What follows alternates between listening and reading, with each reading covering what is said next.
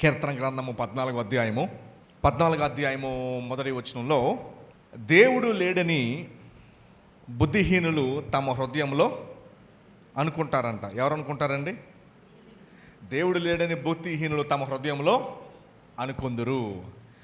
గమనించండి, జనరల్గా ఈ వచనాన్ని మనం చదవగానే ఏమనుకుంటారు అంటే, దేవుని నమ్మని నాస్తికులు ఉంటారు. చూస్తారా? ఎవరని వారు? నాస్తికులు. నాస్తికులు అంటే మేము దేవుని నమ్మం అని చెప్పేవారిని నాస్తికులు అంటారు. వాస్తవానికి ఈ 14వ అధ్యాయము, ఈ వచనం చాలా ఫేమస్, అందరికీ బాగా పరిచయమైన వచనం ఇది. ఏంటో వచనం? దేవుడు లేడని బుద్ధిహీనులు తమ హృదయంలో అనుకొందురు. ఎవరు అనుకుంటారంటే దేవుడు లేడని? బుద్ధిహీనులు అనుకుంటారంట. ఎవరు లేరని? దేవుడు లేడని ఎక్కడ అనుకుంటారంట? తమ హృదయంలో అనుకొందురు. ఇప్పుడు నాస్తికులను ఉంటారు. ఎవరండి వాళ్ళు? జనరల్గా నాస్తికులు ఒక నమ్మకం ఏంటంటే, దేవుడు లేడండి, ఉంటే రుజువులేవండి అని అడుగుతారు. దేవుడు లేడండి, ఉంటే రుజువులేవండి అని అడుగుతారు. ఎవరు అడుగుతారు? నాస్తికులు. జనరల్గా నాస్తికులు ఏమడుగుతారంటే రుజువులు కోరతారు. ఏం కోరతారు? రుజువులు. ఏది చూపించండి, ప్రూఫ్, నాకు రుజువు చూపిస్తే నేను దేవుణ్ణి నమ్ముతానంటారు. రుజువు చూపించండి, నేను దాని గురించి ఆలోచిస్తానంటారు. ఇక్కడ ఈ వచనంలో ఏముందంటే, దేవుడు లేడని బుద్ధిహీనులు మనసులో కాదంట, మైండ్లో కాదంట, హృదయంలో అనుకుంటారంట. ఎక్కడ అనుకుంటారంట? ఇప్పుడు నాకు రుజువులు ఇవ్వండి, నేను దాని గురించి ఆలోచించి నిర్ణయం తీసుకుంటాను అనేవారు కాదు. ఈ 14వ అధ్యాయం మొదటి వచనంలో దేవుడు లేడని బుద్ధిహీనులు అంటే, జనరల్గా దేవుడు లేడు, నాకుంటే రుజువు చూపించు, నాకుంటే రుజువు చూపించని నాస్తికులు అడుగుతారు. ఎవరు అడుగుతారు? నాస్తికులు అంటే దేవుడు లేడని నమ్మేవారు, ఉంటే రుజువులు చూపించండి అని అడిగేవారిని నాస్తికులు అంటాం. అర్థమైందా? నాస్తికులు అంటే ఎవరు? దేవుడు లేడు, ఉంటే రుజువు చూపించండి అని అడిగేవారిని నాస్తికులు అంటాం. ఈ 14వ అధ్యాయం మొదటి వచనం ఏంటి? దేవుడు లేడని బుద్ధిహీనులు తమ హృదయంలో అనుకొందురు. ఇప్పుడు ఈ 14వ అధ్యాయం నాస్తికుల గురించి మాట్లాడట్లా. ఎవరి గురించి మాట్లాడట్లేదు? నాస్తికుల గురించి మాట్లాడట్లేదు, ఆస్తికుల గురించి మాట్లాడుతుంది. అస్తికులు కాదు, ఆస్తికులు. ఆస్తికులు అంటే ఎవరంటే, నేను నా కుటుంబం, నా బాగోగులు, నా శరీర సుఖం, నేను బాగుండాలి, నాకేంటి, నాకు పని ఉంది, నేను నా శరీరం పోషించబడి సుఖించబడాలి. వీళ్ళని ఏమంటారంటే ఆస్తికులు. ఆస్తికులు అంటే వారి కోసం వారు బ్రతికే వారిని ఆస్తికులు అంటారు. దేవుడు లేడని బుద్ధిహీనులు తమ హృదయం అనుకుందరు అనే ఈ మాట నాస్తికుల గురించి రాయబడలా. ఎవరి గురించి రాయబడలేదండి? నాస్తికుల గురించి రాయబడలా. ఎవరి గురించి రాయబడింది? ఆస్తికుల గురించి రాయబడింది. ఆస్తికులు అంటే ఎవరు? నేను, నా కుటుంబం, నా శరీరం, నా సుఖం, నేను బాగుండాలి, దేవుడా తర్వాత ముందు నేను, ఇలా ఆస్తికులు అంటాం మనం. ఓకే, ఇప్పుడు ఈ వచనం ఎవరికి రాయబడింది? నాస్తికులకి రాయబడలా. ఎవరికి రాయబడింది అంటే ఆస్తికులకి రాయబడింది. అదేంటిది? మరి ఆస్తికులు దేవుణ్ణి నమ్ముతారు కదా, మందిరానికి వస్తారు కదా, వాళ్ళకి మందిరం ఉంటుంది కదా. నాస్తికులు ఎవరు? దేవుణ్ణి నమ్మరు వారు. ఆస్తికులు ఎవరు? దేవుణ్ణి నమ్ముతున్నామని చెప్పి తమ కొరకు తాము జీవించేవారు ఆస్తికులు. ఈ ఆస్తికుల యొక్క లక్షణం ఏంటి? ఈ ఆస్తికుల లక్షణం చూడండి. దేవుడు లేడని బుద్ధిహీనులు అంట. ఎవరంట వాళ్ళు? బుద్ధిహీనులు. ఇప్పుడు బుద్ధిహీనులు అంటే ఎవరు? నాస్తికులేమో రుజువుని కోరతారు. ఏం కోరతారు? మాకు రుజువులు కావాలి, షో మీ ప్రూఫ్. అది నాస్తికులు కోరేది. ఆస్తికులు ఏంటంటే శరీర సుఖం కొరకు, వారి బాగోగుల కొరకు జీవించేవారు ఆస్తికులు. వారు ఏం చేస్తారంటే పాపాన్ని ఇష్టపడతారు. వారు ఏమి ఇష్టపడతారు? పాపాన్ని ఇష్టపడతారు, శరీర సుఖాన్ని ఇష్టపడతారు. శరీరాశ, నేత్రాశ, జీవపుడంబము, దానిని ఆశపడతారు. ఎవరు? ఇప్పుడు ఈ దావీదు కీర్తన ఎవరికి రాశాడు అంటే, దేవుణ్ణి ఎరిగి. ఎవరినండి? దేవుణ్ణి ఎరిగి దేవుని మహిమపరచకుండా తమ శరీర సుఖాల భోగాల కొరకు జీవించే వారి గురించి మాట్లాడుతున్నాడు. ఇక్కడ దేవుడు లేడని బుద్ధిహీనులు అనుకుంటారండి. ఎవరు అనుకుంటారు? ఇప్పుడు ఈ బుద్ధిహీనులు ఎవరో తెలుసా? హెబ్రీ భాషలో నేను ఈ అధ్యాయాన్ని సిద్ధపడుతున్నప్పుడు హెబ్రీ భాషలో వాడబడిన మాట ఏంటంటే నాబాల్. ఆ మాట ఏంటండి? నాబాలు ఎవరో తెలుసా? వాక్యం చూడండి, 1 సమూయేలు 25:25. నా ఏలినవాడ. చూడండి ఈ నాబాలు ఎవరంట? దుష్టుడైన ఈ నాబాలు, లక్ష్య పెట్టవద్దు. అతని పేరు అతని గుణములను సూచించుచున్నది. చాలమ్మా, ఆగండి. ఈ వచనం ఎంతమంది తెలుసు? దేవుడు లేడని బుద్ధిహీనులు తమ హృదయములు అనుకుందరనే వచనం మీ గతంలో తెలుసా? ఇప్పుడు కాకముందే తెలుసు కదా ఈ వచనం తెలుసు కదా. ఏంటో వచనం? దేవుడు లేడని బుద్ధిహీనులు తమ హృదయంలో అనుకుందరు. ఈ వచనం తెలుసు కదా. ఇప్పుడు జనరల్గా మనమేమనుకుంటాం? ఈ వచనం చదవగానే దేవుడు లేడని వాదిస్తున్నాడు, వీడు బుద్ధిహీనుడు అనుకుంటాం. మనం ఏమనుకుంటాం? దేవుడు లేడని వీడు వాదిస్తున్నాడు, వీడు బుద్ధిహీనుడు అని అనుకుంటాం మనం. కానీ ఇక్కడ దావీదు ఎవరి గురించి మాట్లాడుతున్నాడంటే, ఈ బుద్ధిహీనుడు ఎవడంటే దుష్టుడు అంట. బుద్ధుడు అనే మాటకి అర్థం ఏంటండి? దుష్టుడు అంటే దేవుడు ఉన్నాడని తెలిసి, దేవుడు ఉన్నాడని నమ్మి, దేవుడు ఉన్నాడని గ్రహించి దేవునికి వ్యతిరేకంగా జీవిస్తారు చూసారా? దేవుడు లేనట్టు జీవిస్తారు చూసారా? వారు బుద్ధిహీనులు. దేవుడు ఉన్నాడని తెలిసి, దేవుడిని గ్రహించి ఎరిగి, మందిరానికి వస్తూ దేవునిలో ఉంటూ క్రైస్తవులంగా చలామణి అవుతూ దేవుణ్ణి ఎరిగి దేవుడికి వ్యతిరేకంగా జీవిస్తారు చూసారా? వారి జీవితం దగ్గరికి వచ్చేసరికి యేసు ప్రభు కనిపించడు. వారు దేవుడికి వ్యతిరేకంగా జీవిస్తారు. వారు చేసే పనులు, వారు చేసే క్రియలు యేసు ప్రభు వారికి వాక్యానికి వ్యతిరేకంగా ఉంటాయి. వారిని బుద్ధిహీనులు అనగా నాబాలు అని పేరేంటండి? నాబాలు ఎవరంటే ఎవరు? నాబాలు అనగా దుష్టుడు, బుద్ధిహీనుడు. ఇప్పుడు ఇక్కడ వచ్చిన సమస్య ఏంటంటే, మేము దేవుణ్ణి ఎరిగి దేవుడికి వ్యతిరేకంగా జీవించే వారిని ఈ 14వ అధ్యాయం 1వ వచనంలో నేర్పుతున్నాడు ఆ పాఠం. ఈ 14వ అధ్యాయం 1వ వచనంలో ఏముందంటే, దేవుడు లేడని బుద్ధిహీనుడు తమ హృదయంలో అనుకుంటారంట.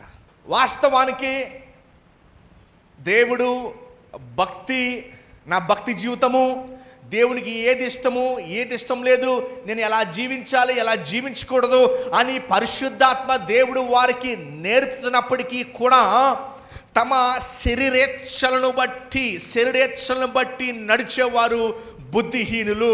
దేని బట్టి అండి? 1 యోహాను పత్రిక 2వ అధ్యాయము 16వ వచనం చదువుతారండి. 1 యోహాను 2:16. లోకములో ఉన్నదంతయు అనగా శరీరాశయు, నేత్రాశయు, జీవపు డంబమును. ఇవి తండ్రి వల్ల పుట్టినవి కాదు. శరీరంలో ఏమున్నాయంట? మొత్తం లోకంలో ఏమున్నాయంటే 3 ఉన్నాయంట. మొదటిది ఆగండి, శరీరాశ, జీవపు డంబము, నేత్ర. ఇప్పుడు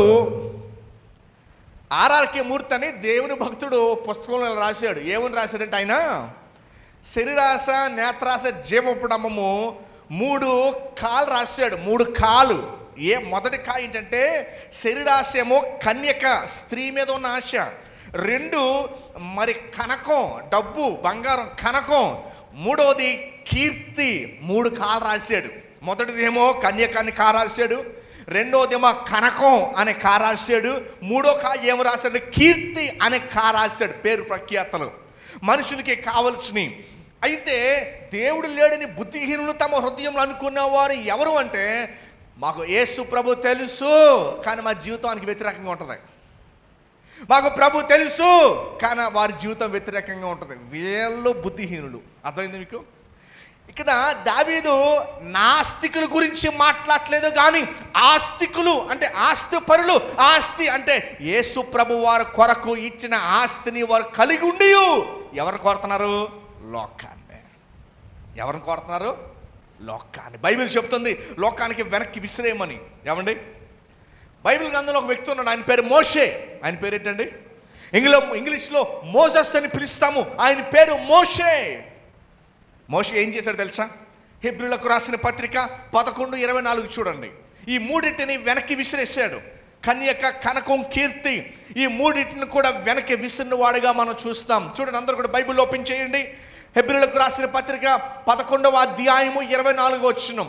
11వ అధ్యాయము 24వ వచనాన్ని మనం చదువుకుందాం. దయచేసి మీ బైబిల్ ఓపెన్ చేసి చూడండి, బాగా ఆలకించండి. మోషే పెద్దవాడైనప్పుడు విశ్వాసమును బట్టి ఐగుప్తి ధనము కంటే కనకం కవర్ అయిపోయింది. క్రీస్తు విషయమైన,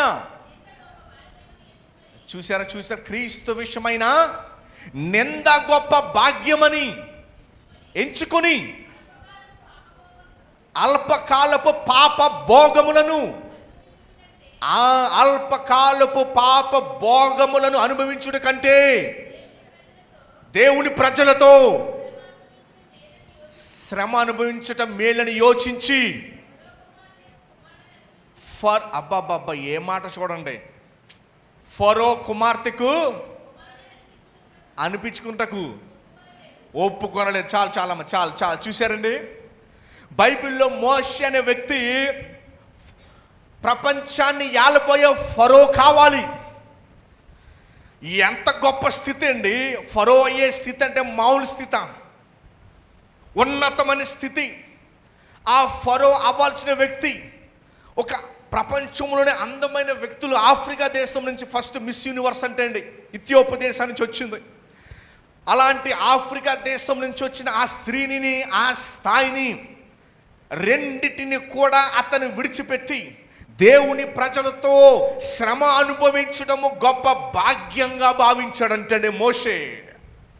మూడింటిని విడిచిపెట్టాడు. కన్యకను, కనకాన్ని, కీర్తిని విడిచిపెట్టాడు. అందుకని ఈరోజు మోషే వరకు మనం చదువుకుంటున్నామంటే ఇతను బుద్ధి కలిగిన వాడు. బుద్ధిహీనుడు ఎవరు అంటే నేత్రాశ, జీవపు డంబము, శరీర సుఖాలు కొరకు జీవించేవారు. దేవుని ఎరిగియు, ఇది ఇంపార్టెంట్ పాయింట్, ఎవరిని ఎరిగండి? దేవుని ఎరిగియు శరీర సుఖాల కొరకు జీవించేవారు. ప్రభువారు ఒక మాట చెప్పారు, నన్ను వెంబడింపుకోరు వారు సిలువనెత్తుకొని నడవాలంట. ఏనెత్తుకుని నడవాలి? సిలువనెత్తుకొని. మన వాళ్ళకి ఏం అలవాటు అయిందంటే చక్కటి బంగారపు సిలువలు. ఏమండి, మరి గుడ్ ఫ్రైడే వస్తే రాజకీయ నాయకులు సిలువను ఎత్తుకుని అడుగుతూ ఉంటారు. ఆ సిలువు కాదు మనకు కావాల్సింది. యేసు ప్రభు చెప్పిన సిలువ ఎలాంటి తెలుసా? ఉపమానం ఇస్తాను మీకు నేను. 2002వ సంవత్సరంలో మలేషియా దేశంలో జరిగిన సంఘటన ఇస్తాను మీకు. మలేషియా దేశంలో 2002వ సంవత్సరంలో సౌత్ ఆఫ్రికా నుండి ఒక ముస్లిం వక్త, అతని పేరు అహ్మద్ దీదాత్. అతని పేరేంటండి? చాలా ఫేమస్ అతను ప్రపంచంలోనే. ఆ ముస్లిం వక్త మలేషియా దేశానికి వచ్చి ప్రసంగిస్తున్నాడు. ఆ ముస్లిం యూనివర్సిటీలో అందరూ కూడా ముస్లిమ్స్లే ఉంటారు కదా అని చెప్పి ప్రసంగిస్తుండగా ఒక ప్రశ్న అడిగాడు, మీలో ఎంతమంది బైబిల్ గ్రంథము దేవుని వాక్యం అని నమ్ముతున్నారు అనగానే ఎవరు చేయత్తలా. డేవిడ్ అని ఒక ప్రొఫెసరు చెయ్యెత్తాడు. అలాగా అతను ఒక్కడే ఆ ఎంటైర్ యూనివర్సిటీలో క్రిస్టియన్, అందరికీ తెలిసిన క్రిస్టియన్, చెయ్యెత్తాడు అట్లా. అప్పుడు అహ్మద్ దీదాత్ అతని స్టేజ్ మీదకి పిలిచాడు. దాదాపు 5 నుంచి 10,000 మంది అక్కడ కూర్చొని ఉన్నారు. ఆ యూనివర్సిటీ క్యాంపస్లో ఆడిటోరియంలో జరుగుతుంది, బయట గ్రౌండ్స్లో. అతను స్టేజ్ మీదకి పిలిచి, నువ్వు నమ్ముతున్నావా బైబిల్ గ్రంథము సత్యవేద గ్రంథము నమ్ముతున్నావా అనగానే అవును, ఎస్ నేను నమ్ముతున్నానని చెప్పాడు. ఒక్కటి లాగి చెంప మీద కొట్టాడని టప్మని ఆ స్టేజ్ మీద. మొత్తము స్టూడెంట్స్, ప్రొఫెసర్లు, అక్కడ ఉన్నవారు అందరూ కూడా షాక్ అయిపోయారు. అదేంటిది, ఎక్కడి నుంచో సౌత్ ఆఫ్రికా నుంచి వచ్చి ఇతను అహ్మద్ దీదాత్ అని వక్త మాటలు చెబుతుంటే ఒకేసారి మా యూనివర్సిటీలో ఉన్న మేము ప్రేమించే మా ప్రొఫెసర్ని స్టేజ్ మీదకి పిలిచి లాగి లంపకి కొట్టాడు. ఎవరు ఇతను అని చెప్పి చూసేసరికి వాళ్ళకి అర్థం కాల. అతను ప్రశ్న అడిగాడు మైక్లో, నీ ప్రభు ఒక చెంప మీద కొడితే ఇంకో చెంప చూపించమన్నాడు కదా, మరి ఇంకో చెంప చూపిస్తావా అని అడిగాడు. వాస్తవానికి క్షమాపణ గురించి అక్కడ బోధిస్తే ఈయనేం చెప్పాడు అంటే, మరి ఇంకో చెంప చూపిస్తావా అని అడిగితే ఆయన అన్నాడు, సరే చూపిస్తానని. అప్పటికి అతను తెల్లగా ఉన్నాడేమో, మొహం ఎర్రగా కందిపోయింది. అప్పుడు ఈ చెయ్యి ఇలా పెట్టి, ఇది ఇంకా గట్టి తగులుతుంది కదండి, ఇలా పెట్టి ఇలా ఇంకో చెంప మీద కొట్టేసరికి అందరు ఆశ్చర్యపడిపోయి అందరు నుంచునిపోయారు, ఇదేంటి ఇలా కొట్టేశాడని. సిగ్గు అవమానంతో నుంచునిపోయాడు ఆ ప్రొఫెసర్ డేవిడ్. అక్కడ లైవ్లో జరుగుతుంది 2002వ సంవత్సరంలో జరుగుతుంటే అతను ఆగాగా వెళ్ళిపోక ఇంకా ఉందన్నాడు. ఇంకేముందో 2 దెబ్బలు కొట్టాక ఇంకేం కొడతాడని అనుకున్నాడు. యేసుప్రభు వారు మరి నీ వస్త్ర చంగిలు అడిగితే ఇచ్చేయమన్నాడు కదా, వాస్తవానికి 2 ఉంటే ఒకటి ఇమ్మన్నాడు. నీ వస్త్రపు చంగిలు ఇచ్చేయమన్నాడు, నీ ప్యాంటు షర్ట్ ఇప్పే అన్నాడు స్టేజ్ మీద.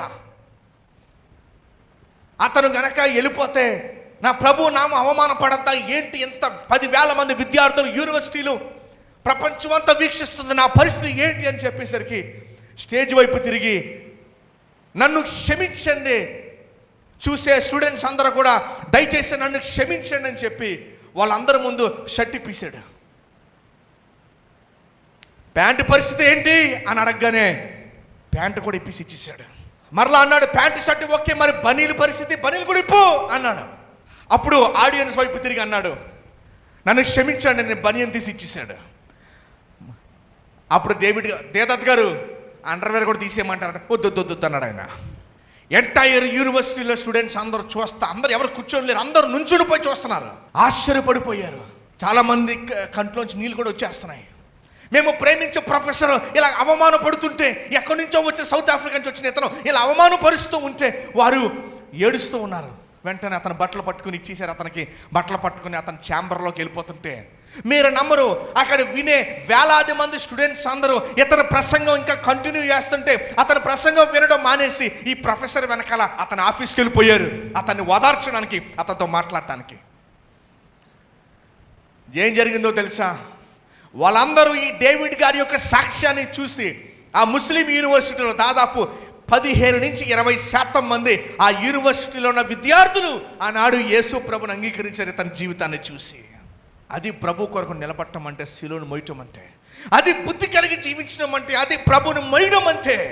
తెలంగాణ నుంచి అతను వైజాగ్లో ఇల్లు కట్టుకుంటున్నాడు. జనరల్గా ఇల్లు కట్టుకునేటప్పుడు ఇంటి ముందు ఇసుక, మెటలు ఇవన్నీ కూడా వీధిలో ఉన్న వారికి, ఇరుగు పొరుగు వారికి చాలా ఇబ్బంది కలుగు చేస్తాయి. తిట్టుకుంటారు, గొడవలు అవుతాయి. సాధారణంగా ఇల్లు కట్టుకునేటప్పుడు ఇబ్బందులు అవుతాయి. కట్టుకున్న తర్వాత మరలా ఏం ఉండదు. ఏమండి, అతను ఇల్లు కడుతుంటే ఆ పక్కన ఆవిడ రోజు ఒకరు తిడతో, ఒక రోజు అయితే దాదాపు ఆపకుండా 2 గంటల సేపు తిట్టిందంట. తిట్లు మామూలు తిట్లు కాదు, 2 గంటల సేపు తిట్టిందంట. ఇంకా ఆవిడ ఊరుకోలేక, ఉక్రోషం ఆపుకోలేక. అతని పేరు సాయిలన్న, సాక్షి పాటలు పాడుతూ ఉంటాడు ఆయన. 2 గంటల సేపు తిడితే అతను ఏం మాట్లాడలా. లోపల భార్య ఇంకా తట్టుకోలేక, ఏంటండి ఆవిడని మాట్లాడుతుంటే కనీసం సమాధానం చెప్పరేటండి, ఏంటి అన్ని తిడతంటే అని అనేసరికి ఈయన బయటికి వెళ్ళాడంట.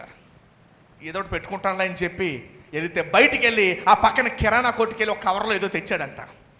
కవర్లో తెస్తే ఆ కవర్లోంచి ఆవిడని పిలిచాడు. అమ్మ ఒకసారి బయటికి రా అని పిలిచాడంట. ఆ తిట్టినావుడిని బయటికి రాని పిలిస్తే ఆవిడ జాయిగా బయటికి నడుచుకుంటూ వచ్చిందంట. ఆవిడ వచ్చానా, ఇప్పుడు నీ పని చెప్తాను, ఇందాక వరకు ఇంట్లో ఉన్నావు, ఇప్పుడు బయటకు వచ్చావు, నీ పని చెప్తాను అనేసరికి మంచం పట్టుకొని వచ్చిందంట. బయటికి వచ్చేసరికి కవర్లోంచి 2 లీటర్లు లెమ్కా బాటిల్ తీసి, అమ్మ తాగు, 2 గంటల సేపు అరిసావు కదా, కొంచెం తాగమ్మా అని ఇచ్చాడంట.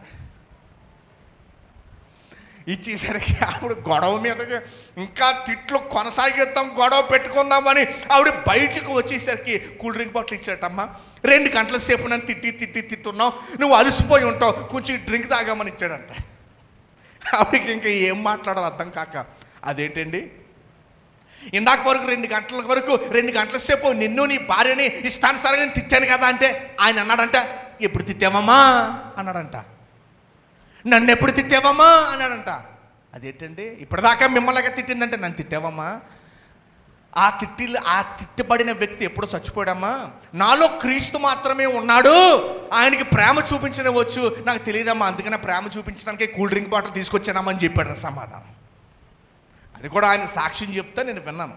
శిలువెత్తుకు నడిచేవారు బుద్ధి కలిగిన వారు నిజమైన విశ్వాసులు. అయితే మరి చాలామంది ఈరోజు శరీరాశలకు జీవిస్తూ ఉన్నారు. చూడండి 14 అధ్యాయం మొదటి వచనం, దేవుడు లేడని బుద్ధిహీనులు తమ హృదయంలో అనుకుంటున్నాడు. ఎవరు ఆ బుద్ధిహీనులు అంటే దేవుని ఎరిగియో దేవునికి వ్యతిరేకంగా జీవించేవారు, దేవుణ్ణి తెలుసుకొని దేవుణ్ణి ఎరిగి అయినను వారికి వ్యతిరేకంగా జీవించేవారు. మనం ఇది పరీక్షించుకోవాలి. ఎన్ని సందర్భాల్లో మనం దేవుణ్ణి తెలిసి ఆయన వాక్యాన్ని అంగీకరించి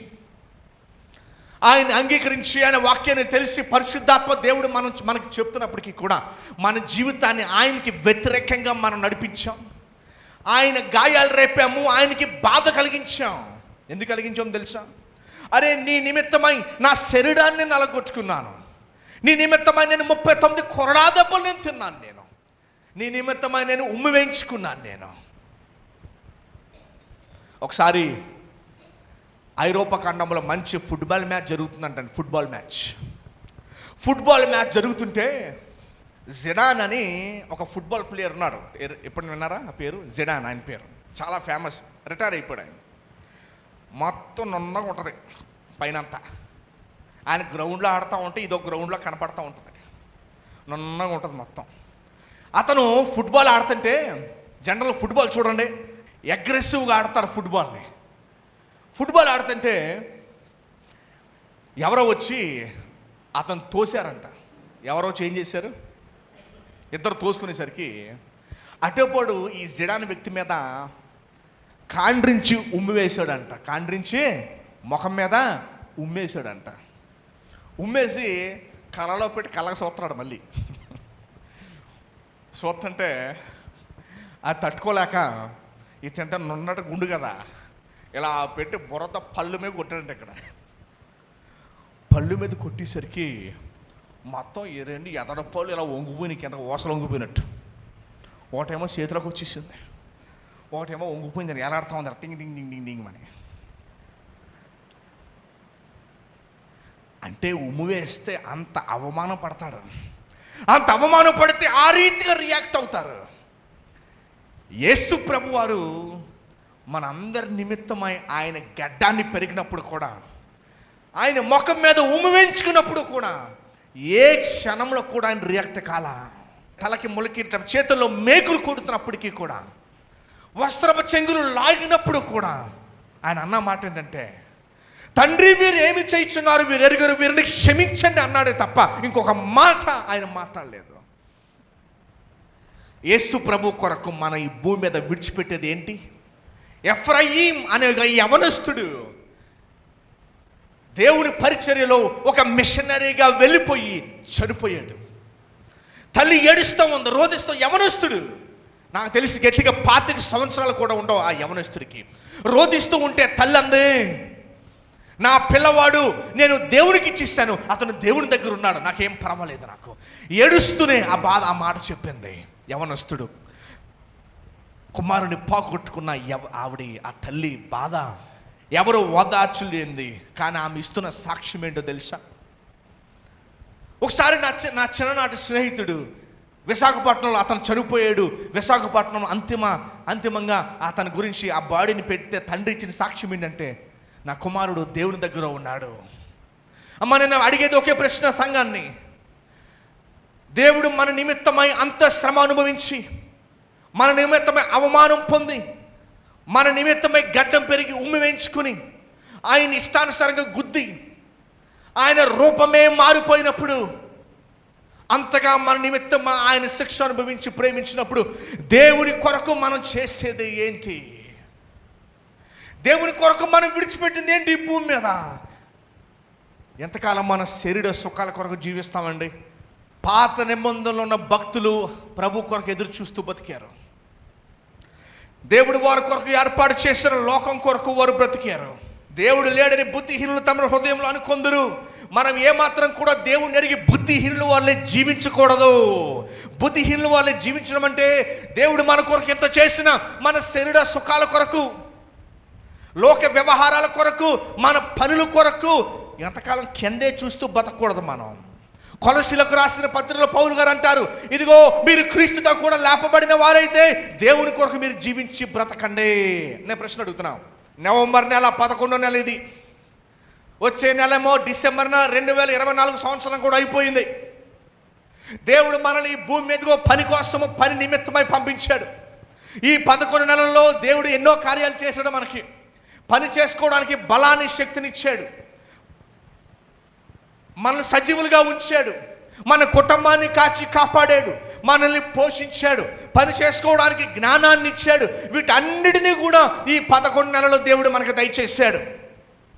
ఈ 11 నెలల్లో దేవుని కొరకు మీరు చేసింది ఏంటి? ఈ 11 నెలల్లో దేవుని కొరకు మనం చేసింది ఏంటి? మనము దేవుని కొరకు చేసింది ఏదైనా పని ఉందా? మీ జీవితాల్లో, మీ వ్యక్తిగత జీవితాల్లో దేవుని కొరకు నేను ఇది చేశాను ఈ 11 నెలల్లో, ఇదిగో నేను దేవుని కొరకు చేశాను పని ఏదైనా ఉందని మన దగ్గర? పని చేసుకోవడానికి బలాన్ని, శక్తిని ఇచ్చి నడిపించాడు. ఆరోగ్యాన్ని ఇచ్చాడు. ఏం చేస్తాం ఈ 11 నెలల్లో మనం దేవుని కొరకు? సంగమా, నేనేం చేయలేదు అనే సమాధానం మాత్రం మన దగ్గర ఉండకూడదండి. దయచేసి గమనించండి. నేనేం చేయలేదు అనే సమాధానం మాత్రం మన దగ్గర ఉండకూడదు. బైబిల్ చెప్తుంది, దేవుడు లేడని బుద్ధిహీనులు తమ హృదయంలో అనుకుంటారని అర్థం ఏంటంటే దేవుని ఎరిగి ఆయన కోసం ఏం చేయకపోవటం, దేవుని ఎరిగి ఆయన కోసం జీవించుకోకపోవటం. వీళ్ళు బుద్ధిహీనులు. బహుశా మనం అందరం కూడా కోవలో పడుతూ ఉన్నాం. ఎందుకంటే దేవుని దగ్గర నుంచి ఎన్నో పొందుకున్నాం, కానీ దేవునికి మనం ఏమి తిరిగి ఇవ్వలేకపోతున్నాం. ఎన్నో దేవుని ఆశీర్వాదాలు మనం పొందుకుంటాం, కానీ దేవునికి మనం తిరిగి ఇవ్వలేకపోతున్నాం. ఈ ఆదివారము ప్రభుని ఆరాధించడానికి, స్తుతించడానికి, గణపరిచిన వచ్చిన మనం అందరము కూడా, ప్రభువా ఇదిగో నా కృతజ్ఞతలు, దేవా ఇదిగో నా కృతజ్ఞత అర్పణలు, ఇవిగో నన్ను 11 నెలలు నన్ను, నా కుటుంబాన్ని కాచి కాపాడి పోషించావు దేవా, ఇదిగో నా కృతజ్ఞత, ఇదిగో నీ కొరకు. భక్తులు ఈ పాట రాశారు, ఇదిగో దేవా నా జీవితం. ఎవరికో ఫోన్ చేశాను నేను నిన్న, ఈ పాట వచ్చింది. ఇదిగో దేవా నా జీవితం. మరి ఆదివారం ఎక్కడున్నావు? ఆదివారం ఎక్కడున్నావు? ఇదిగో దేవా నా జీవితం. ఎక్కడికి వెళ్ళామంటే పెళ్లి చూపులకి వెళ్ళానండి. పెళ్లి చూపులకి వెళ్ళాడంట. ఆవిడ కూడా విశ్వాసేనండి. ఆదివారం కూర్చుందని ముందు స్వతకి పెళ్లి చేసుకుంటే విశ్వాసి. ఏమండి ఎక్కడికి వెళ్ళారు? గేదెకి మేత ఎత్తకి వెళ్ళానండి. గేదెకి మేత ఎత్తేనే అది నాకు మేత ఎత్తదండి అని చెప్పారు. నిర్గమాకాండం 20వ అధ్యాయము 8వ వచనం, విశ్రాంతి దినమును పరిశుద్ధముగా ఆచరించుటకు జ్ఞాపకముంచుకొనుము. దేవుడు ఇశ్రాయేలులకి రాయించి ఇచ్చాడు దీన్ని. అసలు ఆదివారము స్కూళ్ళు, కాలేజీలు, బ్యాంకులు, విద్యా సంస్థలు, ఆఫీసులు సెలవు రావడానికి గల కారణం ఏంటంటే మందిరానికి వెళ్ళడానికి. ఎక్కడికి వెళ్ళడానికి? లేకపోతే బానిసలాగా 7 రోజులు పనిచేయాలి మనం. ఈరోజు ఒకే వాక్యమే చుట్టూ తిరుగుతున్నాం. దేవుడు లేడని బుద్ధిహీనులు తమ హృదయంలో అనుకుందరు. ఆ బుద్ధిహీనులు ఎవరంటే దేవుడు ఉన్నాడని తెలిసి ఎరిగి ఆయనకు వ్యతిరేకంగా నడిచేవారు. అందులో కావు ఏంటంటే విశ్రాంతి దినాన్ని ఎగ్గొట్టేసేవారు. కొవ్వూరు మందిరంలో ఒక విశ్వాసం ఉంది. ఒక ఆవిడ అవంతిలో పనిచేస్తుంది. ఎందులో? స్వేపరం. అవంతులు ఏంటి? స్వేపర్. అవంతిలో స్వేపర్కి వెళ్ళారంటే డబ్బులు ఉండి వెళ్ళారా, లేకపోతే పొట్ట కోసం వెళ్ళారా? చెప్పాలా? అంతేనండి. భర్త పోషించకపోతే బిడ్డలని పోషించే బాధ్యత తీసుకొని ఆమె అన్నారు, ఆదివారం కనుక నువ్వు మానేస్తే నిన్ను పళ్ళం తీసేస్తాం. ఆమెకి ఇచ్చే జీతం 6,000. ఎంత? 6,000. ఒక 10 ఏళ్ళ క్రితం 6 5 ఇచ్చేవారు. 5,000తో అద్దె కట్టుకోవాలి. 5,000తోనే 2 పిల్లల్ని పోషించుకోవాలి. ఆదివారం కనుక నువ్వు మందిరానికి వెళ్తే నేను ఉద్యోగం నుంచి తీసేస్తాను. నేను అయ్యగారండి ఆదివారం వచ్చి నాకు చెప్పేది, అయ్యగారండి రేపు నన్ను పనిలోకి రావద్దన్నారండి. నేను వెళ్ళకపోతే నా పరిస్థితి మీకు తెలుసు కదండి. అమ్మ ప్రార్థన చేద్దాం. ప్రార్థన చేద్దాం. ఆమెను ఇప్పటికి వచ్చి 20 సార్లు తీసేశారు. ఎన్నిసార్లు తీసేశారు? 20 సార్లు ఎలా తీసేస్తారు? 20 సార్లు తిరిగి పెట్టుకున్నారు కనుకనే 20 సార్లు చుట్టుపక్కల ఉన్న వాళ్ళందరూ అంటున్నారంట, ఏమండి ఏ ఆవిడకి ఇస్తున్నారు సెలవా, ఏ మాకు ఇవ్వరా? ఆవిడ ఎక్కువ ఏం చేస్తుంది, మేము తక్కువ ఏం చేస్తున్నాం, ఏ మాకు ఇవ్వరా అని చుట్టుపక్కల అందరూ అడిగారంటండి. అయినా కూడా 20 సార్లు తీసేశారంట. ఎన్నిసార్లు తీసేశారు? ఇప్పుడు ఎవరు అడగడం మానేశారు. ఇప్పుడు ఎవరు అడగడం, ఆవిడని ఎవరు అడగండి, ఆవిడకి సెలవు ఇచ్చేస్తారు.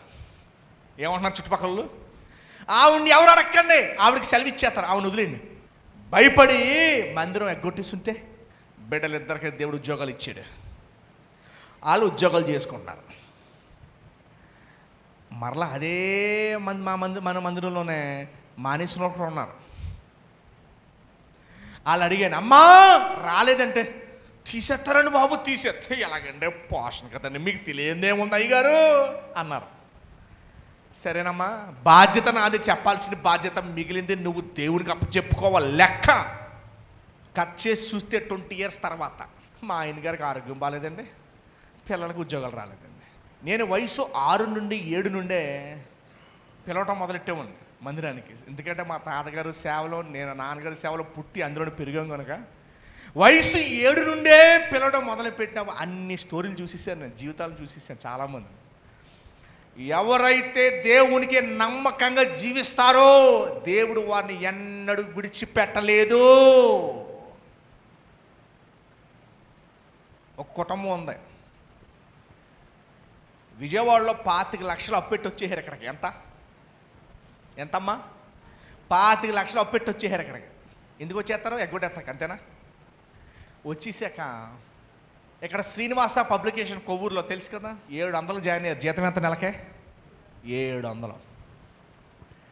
20 సంవత్సరాల తర్వాత కట్ చేసి చూస్తే విజయవాడలో 10 లక్షలు అప్పు తీర్చేసి రాజమండ్రిలో ఒక 30 లక్షలు పెట్టి ఇల్లు కొనుక్కున్నారు. ఎంత పెట్టి?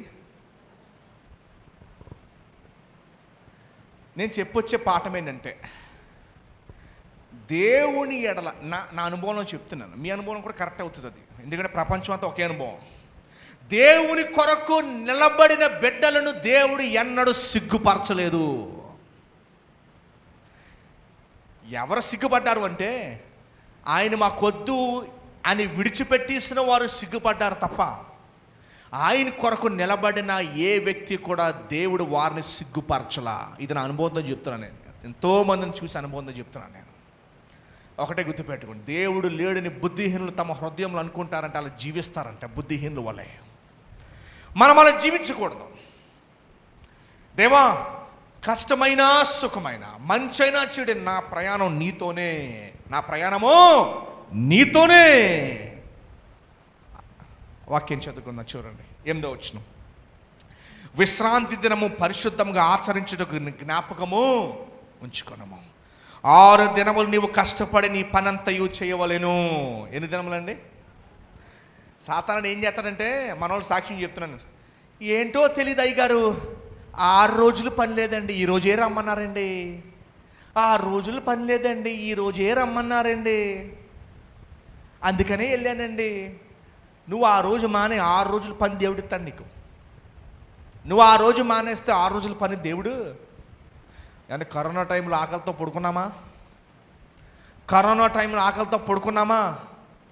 అద్భుతంగా పోషించాడండి, పక్షులు పోషించాడు. ఏముందంటే వచ్చును, ఆకాశ పక్షులను చూడండి, అవి విత్తవు కొయ్యవు, అయినను దేవుడు వారిని పోషించట్లేదా? అద్భుతంగా పోషిస్తున్నాడు. ఆకలి అంటే ఏంటో నేను చూశాను కరోనా టైంలో. ఉదయం 8కి, మధ్యాహ్నం 2కి, సాయంత్రం 8, 9కి 15 కేజీల బాణ వెజిటబుల్ ఫ్రైడ్ రైస్ నేను చేసుకుని మజ్జిగ కలుపుకొని రోజుకి 3 పూటలు దివాన్ చెరువు సెంటర్లో దాదాపు 2 నెలలు రోజు నేను అక్కడికి వచ్చి అన్నాన్ని వడ్డిస్తుంటే ఒక్కోసారి కింద మాడిపోయేది. మాడు ఒకటి ఉండిపోతే మాడిని గీకి నేను ఇసిరేపోతుంటే వాళ్ళు నాకు గిన్నె అట్టేసుకున్నారు ఇలాగా. అర్ధరాత్రి నడుస్తూ ఉంటే 3ంటికి ఆ సూట్ కేసులు పట్టుకుని నడుస్తూ ఉంటుంటే, మా ఇంట్లో ఆ టైంలో అర్ధరాత్రి 3ంటికి ఎవరు వండుతారు?